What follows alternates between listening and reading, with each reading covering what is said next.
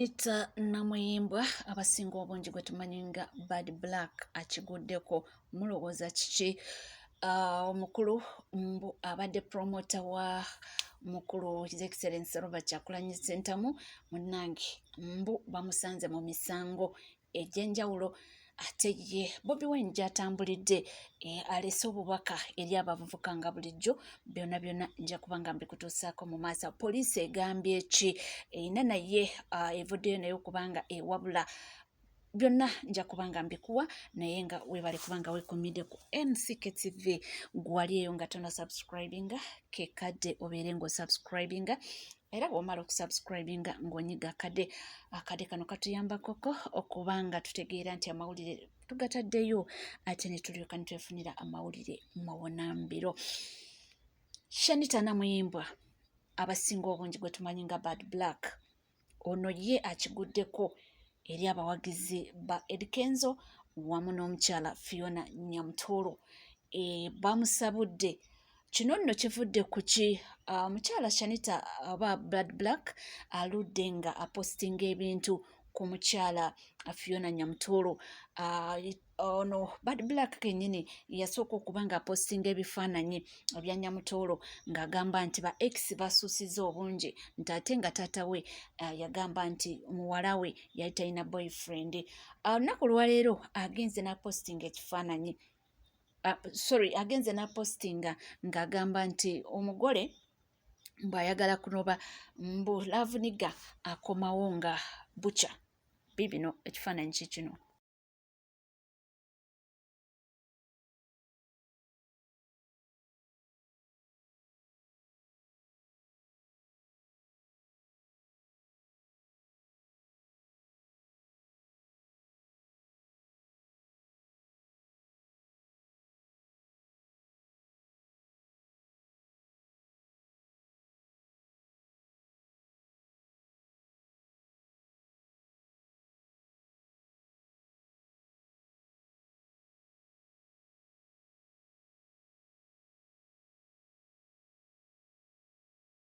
Bwetyo wapostinze nti omugole ayagala nnoba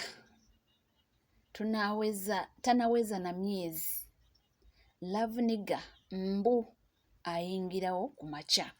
Wabula ekintu kino tekirese bawagizi ba Eddy Kenzo ne Fiona Nyamutoolo kye kimu abamulangidde nti akisuusizza nti waba alina empalana ku Eddy Kenzo yandibadde akyogera nti kubanga asuusizza nti lwaki tabaleka ne babeera mu mirembe gyabwe, nti kubanga bw'oba anoba ku lulwe beeyagala babiri eby'omu nju yaabwe nti lwaki abigoberera nnyo. Tekibasanyusizza yadde n'akamu. Abagambye nti aludde nti asosonkereza abantu bano yapostinga kino yapostinga kiri ne bagamba nti ye abange ye wuwe ani amugoberera kumanya ebiki ebigenze mu maka ge, nti baleke Eddy Kenzo anyumirwe ne mukyala we ne bwaba balina kiki nti ebyo byonna bibalowooza bateekawo kino ne bateekawo kiri mbu tekigenda kubanga kyawukanya Eddy Kenzo kubanga ayagala na Nyamutoolo. Nti ate Rema gwe bagamba nti balwanira nti omukyala yamuvinga on era ye yagamba nti talina kyakola ki, talina ayagaliza Eddy Kenzo birungi byerere kubanga tata Mal n'agamba nti tamulinaako nsonga yonna era tuzze tumulaba ebbanga ddene aba tayagala nnyo omuntu okubanga akola ki nga oba kumubuuza ekibuuzo ekikwata ku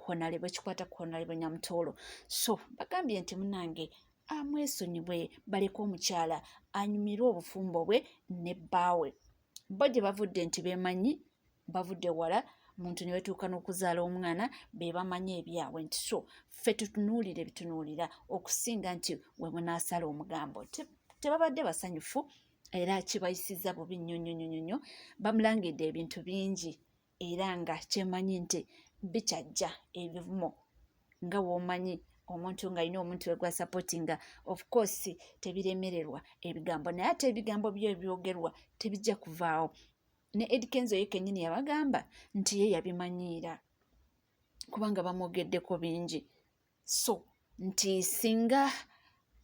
nti yemu ku nsonga lwaki yali tayagala famire ye ebenga kola ki nga ebintu bye family anti media kubanga bitegeerako nti mufumbo nti ebyo bye yali yeewala nti bajja kusala omugambo naye bwe bityo bwe bigenda era nga bwe bitambula ate munange omuntu omugambo enaku gino tosobola kukimuggyako oleka bulesi ne boogera ate gwe n'obalaga nti ebikolwa byo by'okyusamu ti oba bakwogerako kino bwebalage nti byonna bye boogera bya bulimba okyuseemu ate oba oliyawo obaswaze nga tuvuddeko eyo munnange waliwo amawulire agayitingana era ngaalabye mu red paper nga baga breakinze nga bagamba nti promoter wa his excellency Robert Kyagulanyi Ssentamu bamusinziza emisango egya bribery era ndabyeko awo comments eziba nnyingi nnyo nga bagamba nti kaweddemu era simanyi abadde amuteekamu nsimbi era abadde akola atya ne tugamba owange lwaki tusala ebigambo bye tutamanyi kyemmanyi nti nakyo bajja kuba nga bakimubuuzaako mu maaso awo oba oliyawo ajja kuvaayo ye kennyini alambulule ku nsonga eno naye ngalagyeko awo nga baga breakinze awo mu red paper nga bagamba nti omukulu His Excellency Robert Kyagulanyi Ssentamu kaweddemu nti kubanga promota we mbu bamukwatidde mu buli bw'enguzi ate nga yeno omukulu Robert Kyagulanyi Ssentamu apreachinga ki oba abuulira enjiri nti balina okwewala abantu abo abali corrupt nti ate bw'abanga ate abamupromotinga bali corrupt nti olwo omuntu agoyengewa naye nga womanyi nga weebiri kyemanyi nti ebyo byonna bajja kuba nga babimubuuza wekinaaba necessary ajja baddamu wanaalaba nga tekyetaagisa ajja kusirikawo kubanga yabagamba nti ebitalina makulu tabiwa makulu munnange naye nga tukyali era ku ye olunaku olwaleero